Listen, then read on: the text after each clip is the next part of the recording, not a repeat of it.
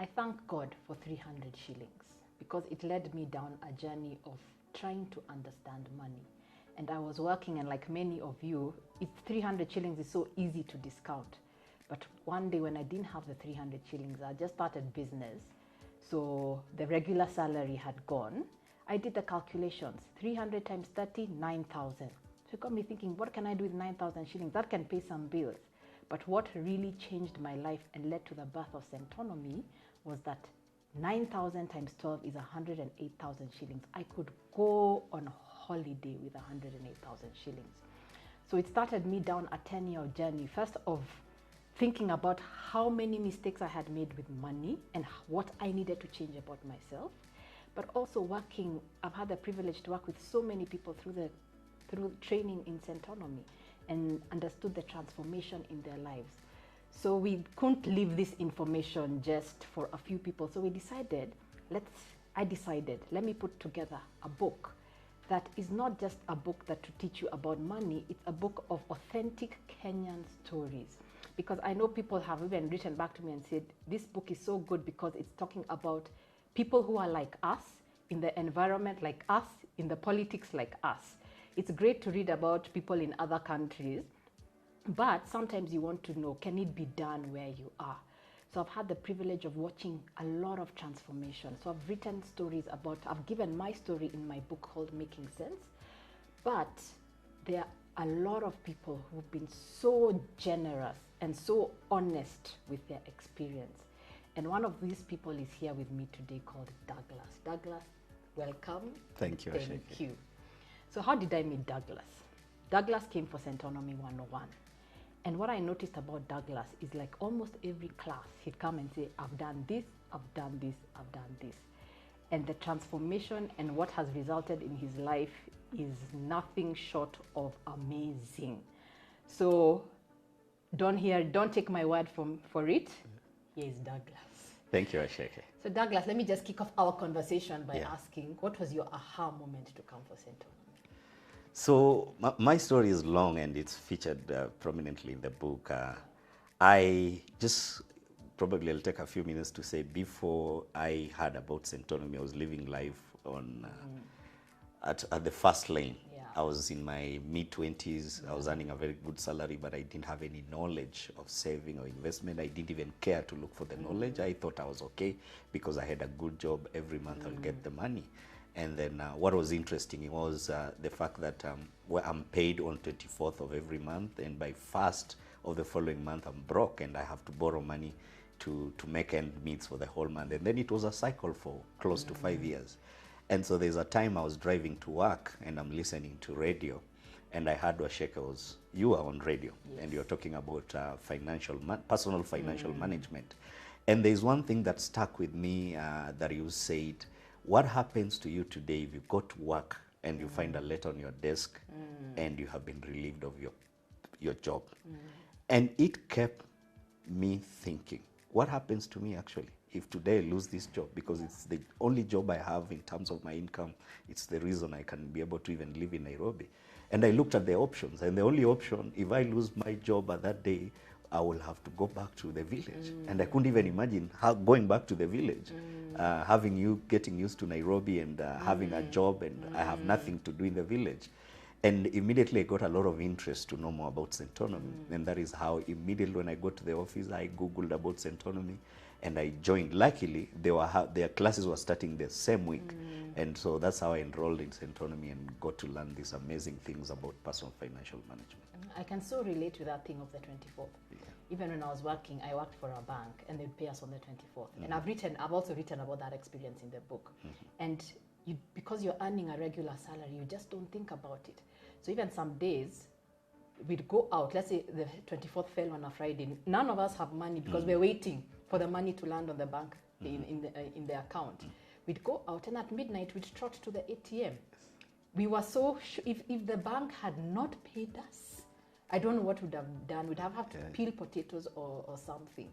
So I think a lot of people, they know they should save, they know they should invest, but because money is coming in every month, Exactly. they just don't want to think about it. And there's the lie of the comfort zone. Yes. And that is why, especially now in the current Yeah. economy where people are really being laid off, and Yes. it's just important for people to take this very seriously, because your job is not guaranteed. Yeah. Things may happen, and you always have to be prepared. Yeah. And that is why, for me, I think Centonomy is one of the best programs out here that really trains individuals to be able to manage their finances. Yeah.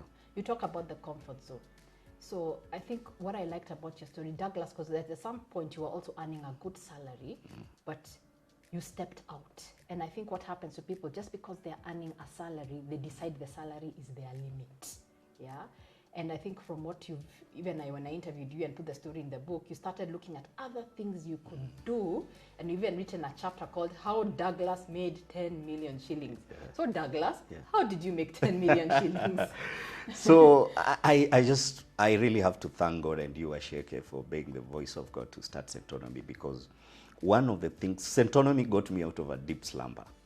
I thought I had it all. I thought my life was okay because I had a job. I was a manager in an NGO, and life was good. I will travel a lot. I was managing at that time 11 African countries. Everything was perfect for me. I had a totally good life. I could afford anything that I wanted. What Centonomy taught me was the fact that I also have what Centonomy, taught me. I have non-financial assets. Yeah. These are gifts that you have, resources that you have that are not financial in nature. It's more of like your gift and talents that God has given you, and the opportunities around you that you're able to bring in another income. And that knowledge, first and foremost, is the one that changed my life, because I realized, wait a minute, why am I only depending on one source of income, my salary? And given the fact that my job can end any time, then I need to be wise enough to start investing in my non-financial resources. And for me, that was an eye-opener. And what I started immediately, and I did this in module 4, the 4th class in Centonomy, I realized one of the things that Centonomy helped me understand is that my networks is one of my biggest resources. And being in the NGO world, I realized I know a lot of people who are my friends, country directors in big NGOs. And what I did, I just reached out to one of them. He worked for a Canadian NGO. And within a week, I was given a consultancy job. And within a month, I was paid almost $500,000. And so that was my awakening moment, where I realized, wait, I can actually get this money beyond, I can get an extra income beyond my salary.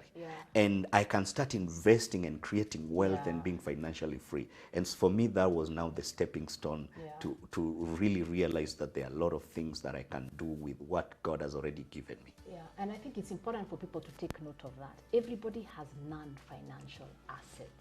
And there are some of those assets you're using in your job, but there are some that you can use outside your job, because people also make the mistake of thinking, to create wealth, I have to go and start a business. And I think, Douglas, you're a testimony to, I think you've created a lot of more wealth than a lot of people in business, That it's not necessarily about the business, but it's how you think about yourself and what you can actually do. And I like that you talked about you are in an NGO job, you're in a traveling, you had the title. And I think a lot of people are caught up in their status. They're so caught up in their status, how they look in front of people, what car they are driving, that they never venture out or are humble enough to accept, I need to do more than I currently have.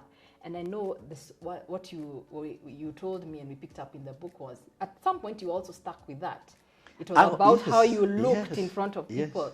So because I know so many of us struggle with this, because sometimes we're thinking, that money thing is nice, but I want my friends to think of me a certain way, so I'll do it later. You talk about that whole experience. And you've hit the nail on the head, because I was stuck in what you call very well in Centonomy, the image trap. And flossing.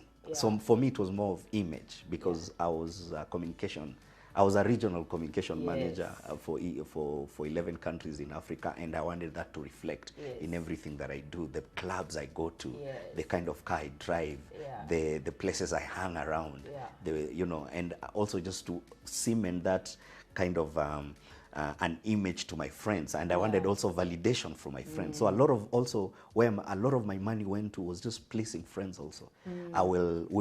We will always be meeting over the weekend, even during the week, just to drink, and because I want to be liked, I want to be respected. So I'm the one who is paying the bills, I'm the one who is coming up with plots and really financing a lot of these things as far as money is concerned. And there is the trap, unfortunately, most people are caught in. So what you do is, and this is the definition of poverty for me, you're living beyond your means. And the problem with that first of all, you'll never be financially free.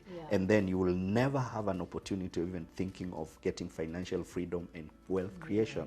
And I will just want to challenge whoever is watching this, that think of your life. Think of your life after years from now. And I will tell you something. When you have that money you have now that you're pleasing your friends, or you want to get your image, once the money is gone, you realize no one will hang around you. So a lot of people, we think our best friends are actually friends out of convenience. And this is one of the biggest lessons I also learned. And what happened to those friends when when I changed my life, when I stopped paying the bills, when I only paid my bill when you're going out, they started just dropping off.